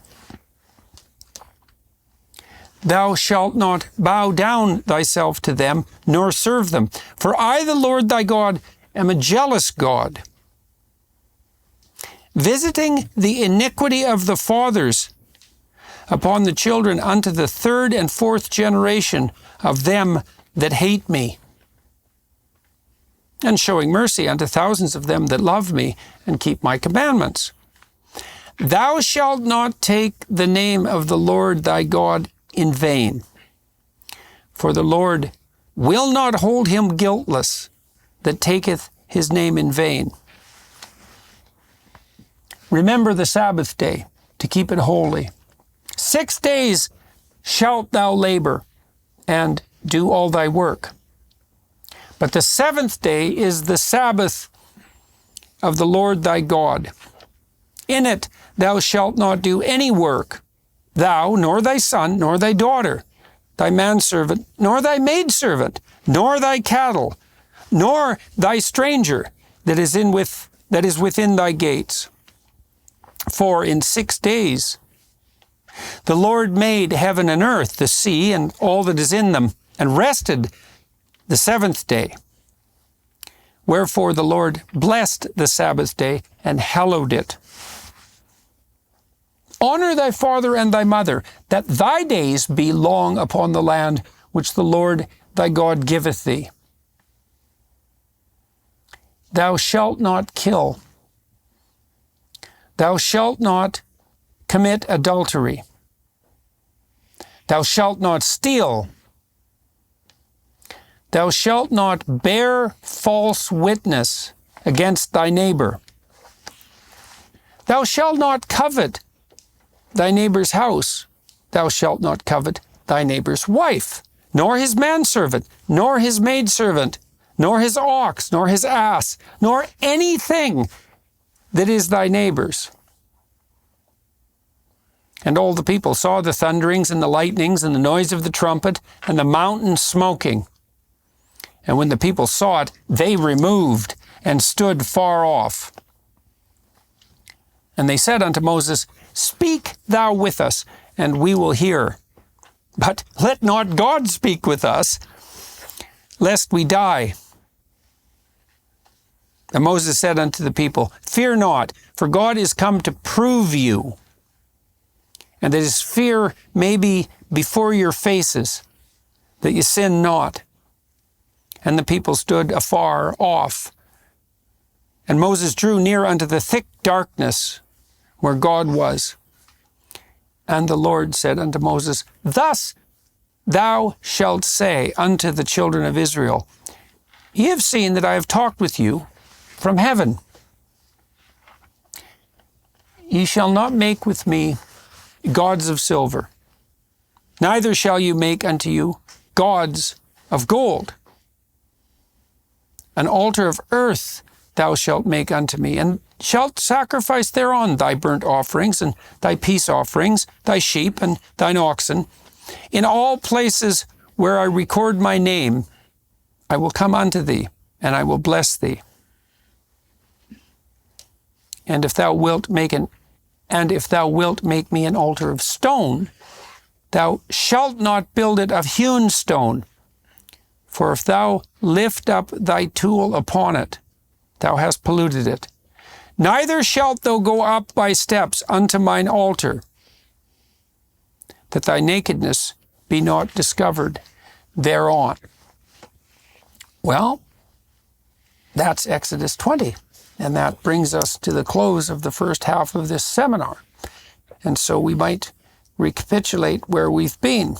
Well, we've been studying, and please don't hesitate to jump in, gentlemen. We've been studying the great book of Exodus. It begins in the kingdom of stone in Egypt. And the Israelites, who are those who struggle with God, are laboring under the dominion of the Pharaoh. And that's posited in the narrative as something that is not meet and good in and of itself. And so that's the first moral claim in some sense of the Exodus book, is that the proper place for those who struggle with God and who are thereby favored by God is not under the dominion of a secular authority, a tyrannical secular authority. That is not the proper place to dwell. And that the Spirit of God itself is that which opposes the dominion of the ultimate secular authority properly, and more, that calls to those who struggle with God, even against their own fear, even against their own sense, in some sense, that they're to take the risk and to move out of the tyranny into the wilderness of God. Even if that's a desert, even if they face terrible privations in doing so, even if that's not sensible, there's no excuse not to do it, no matter what the excuse is. And you see too with the Passover that they're enjoined to do that, to be ready to do that at a moment's notice and in haste when the call comes. And it's so interesting that the spirit of, at least the spirit that strives against tyranny, is to be held as sacrosanct by those who properly wrestle with God. It's an amazing idea in that narrative. And then we also saw that the Egyptians aren't called out of the tyranny into freedom. It's not, let my people go, which is always how it's represented, almost. It's let my people go so they may serve me in the wilderness.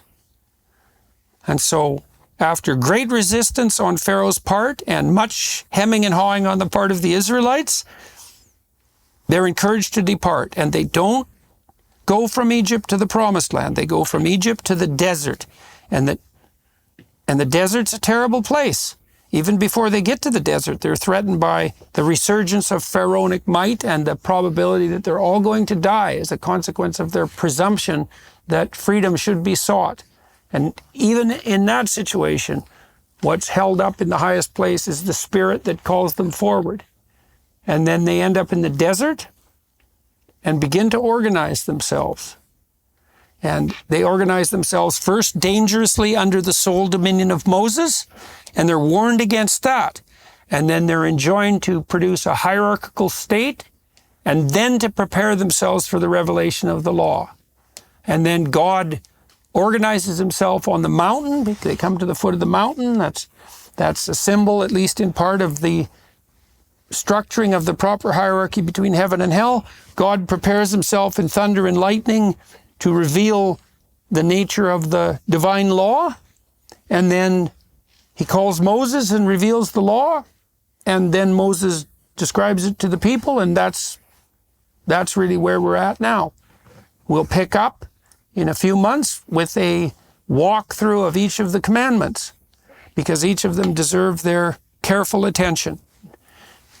There's Closing one more comment, thing I Jonathan? think that Audrey brought up, which is very important in this case, is that this is done through, it's almost, you can think of it almost like a relationship between God and his bride would be a way to think of it, where there's a consent, that God doesn't just impose himself. He will, like, it will become difficult for the Israelites, but it's because, do you want to do this? Like, do you want to worship me and to be my people? And the answer was yes. Mm-hmm.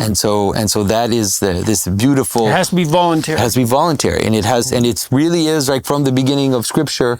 The difference between God did not create us as robots. God created, and that's even why Adam and Eve can fall in the garden, is because God wants our consent. It's a call. That's a call. It's a call. Yeah. Okay, and the desire on the part of the Spirit that's calling people out of tyranny is the desire for voluntary movement out of tyranny. Has to be answered. Right. Oz, anything to say to wrap up? No, I think we've come to the heart of it. Yeah. The Jewish notion, liberation, the covenant, and I love the fact that the Torah, people say the law, and it is law, but actually doesn't it mean instructions? That's what it means. And I think sort of operating instructions, right? It's a rather than it's a word forbiddings. closer to wisdom. You know, the word law is so often legalism. Right. No, it's An not inhibition coercion. rather than There's the consent, and it's wise operating more like rules of a game than things you Exactly. can't do.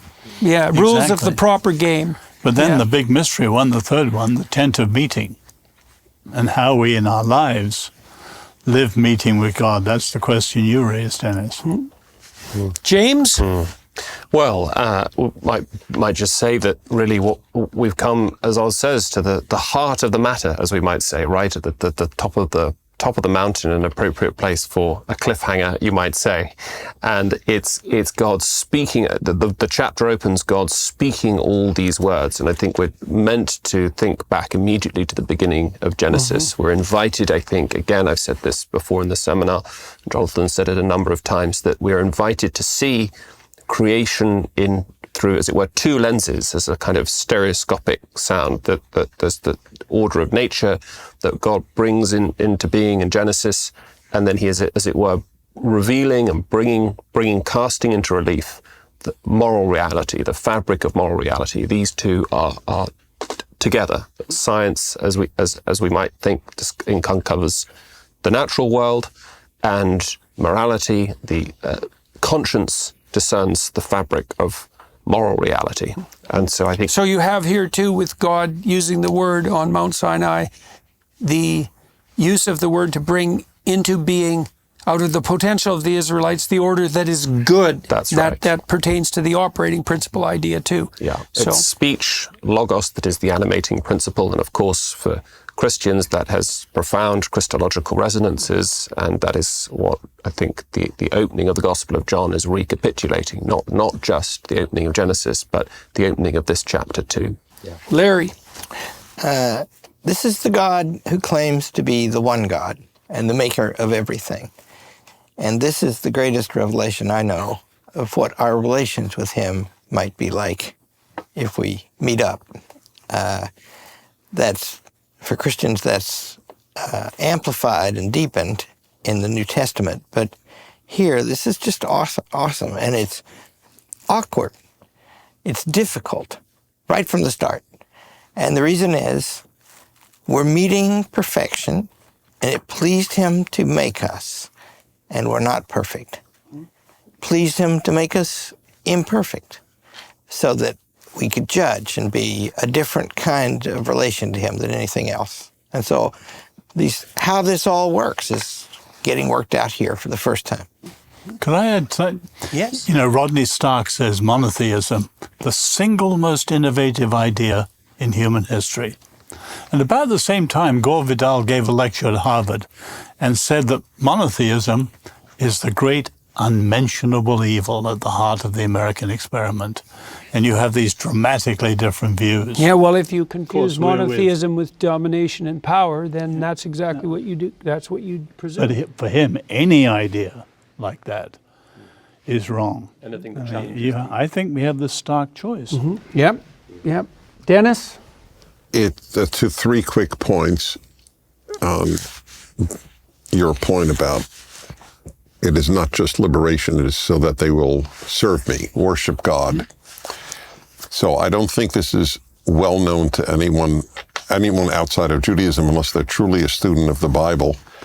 There is one of the 613 laws of the Torah is that the Jew must count with a blessing using God's name every day from the first night of Passover until Pentecost, the receiving of the law. That's 49 days. It's 7 weeks. That's why the holiday is called weeks. Pentecost means, I think, in Greek, what is it, 50 days? Is it right? So it's the 50th day. In other words, getting out of Egypt without going to Sinai is useless. Mm-hmm. So that's just stuck in the desert. Just stuck in the stuck in the desert. Yeah, Point number 2 is a downer. It is terribly painful to me that the Bible is not taught outside of narrow religious circles anymore. You couldn't. We're doing something about that. We right are now. indeed. We are indeed. God bless you. That's right. Do you know that you could not get a BA at Harvard until 1800 if you didn't know Hebrew? Mm-hmm. Isn't that amazing? And the third is sounds self-serving, but I'll risk it. If the things that I have said and others have said here move people, I hope they will read my commentary on the Torah, the Rational Bible. Exodus is one of the 3 volumes that are now out, and I pray to live through the next 5. Leviticus will be a very serious challenge. So people waiting for the next tranche of these seminars can do some background reading. That would be great. That'd be very useful. Thank you. Dr. Blackwood, what have you got to say? Well, I've been thinking as we've been reading and rereading this text, which I've been reading for 40 years or so, that it really is about revealing the fundamental structures of reality. And I think where I want to close this moment is with this profound image that it's in the wilderness that God is revealed. And I want to say that because I think we are living in a wilderness, the civic alienation and rising depression, broken families, a wasteland of architecture, failing things that with the individual and within our states and our world, the ideology of power that is so corrosive and destructive and demeaning and diminishing. And yet, perhaps that wilderness is an index of our closeness to revelation. And I guess I just want to speak to the listeners and say, if you're hungry, you're longing for home, for an answer, for revelation, I would say, attend to this text and see whether it actually can be a kind of exodus or revelation of the way of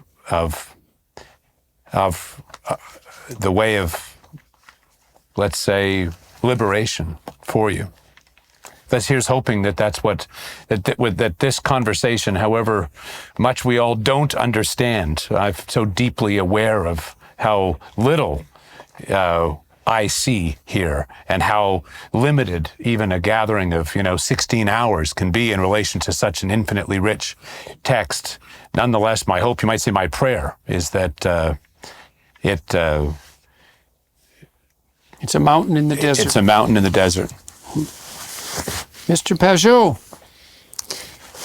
First of all, I want to thank everybody, and I've been really amazed at the conversation and the amount at which we're able to dive into the text and look at everything. And I think that my hope and I think my joy as I see where we are is I really hope people come to see, and I think that's your hope as well, Jordan, that the things that Exodus are describing, although they might seem idiosyncratic at the first glance, they might seem strange and odd from people that were there a very long time ago, are describing things which are absolutely inevitable and that are as relevant to us right now as any psychology, any cognitive science, any theory of evolution, or any of these theories, that what Exodus and Genesis and Exodus and the books of the Bible are offering are really the best frame through which to look at reality, and that people can slowly get a sense of that and realize that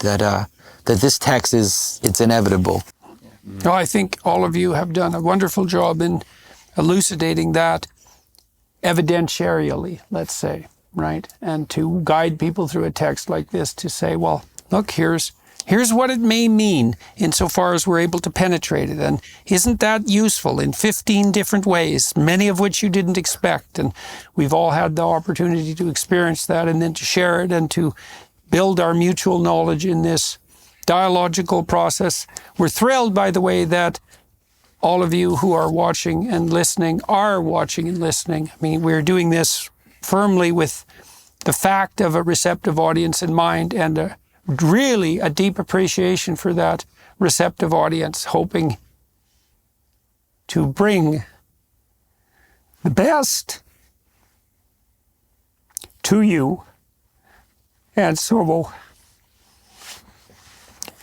I would like to thank all of you for coming. It's really something that this was aggregated. It's very unlikely that this will be the case, that we could do this. And I would like to thank the Daily Wire crew for all the work they did in making this possible, all the hospitality that they laid out and the care they took with everyone and their willingness to take a major risk on a project like this, which is so preposterous. and to have the faith necessary to make it happen, and then to double its length, because we thought we might manage this in this first series of seminars, but we're not going to rush because this is important. And so thank you to all of you. To all of you who've participated. It's been a great honor to be here. And that's that till January. So thank you, gentlemen, very much. Yeah. It's an honor to be with you. Yeah. Awesome.